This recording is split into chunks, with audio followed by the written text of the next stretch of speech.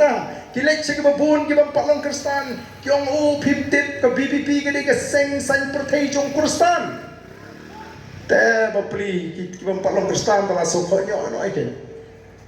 lek se babun Katolik ngo ke nongram BBP ke ke isi ke Katolik hadun kilong kemi ke isi yang akan daw dong beli isi ubar dan busu ni Katolik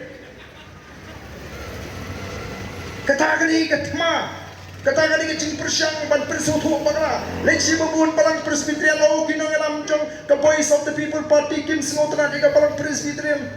ngingin pe ke chatri hono ke palang gidon pilalong ne pimlong Kristan ni pe kum ki paralok ki parasnam ni pe kum ka wei ke chatri namal hangi ni singotu baka jing ya dai ke jo brio bo blai kalong simet ublay un bishari ni ka akhir kesni baraga si ka bakaduk ka tum gikam mengile ndon munu don bor ban bishar yangi dai tong blay bo bishar bo pensam bo penren ka tum ge jile ji pamdon brio ba ban bishar para brio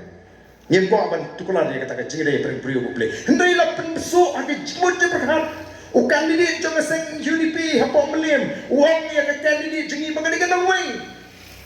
ka sa halu sutun u sa halu ba kala dei ka nang wei wo minta ni jangan 10 kilometer hagas election ni pelong nongway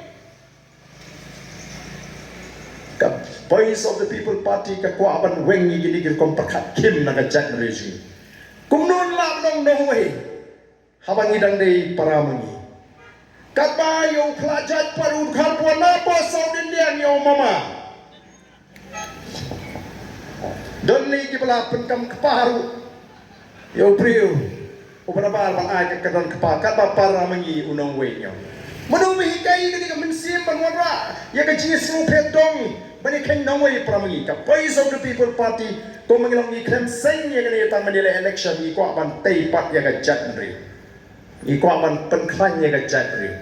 ni ko ban kentiu ya ka yo ko ban pen klan ya ka kamai ka kaji ban penti kana bagi jis ni ke namla ban karoi kaji jati kon sama ke jing ni ke sini ke pemerintah ko ki pai babi nama katang hapan smutu don kamban smutu ke kapol party ke seng sang pertai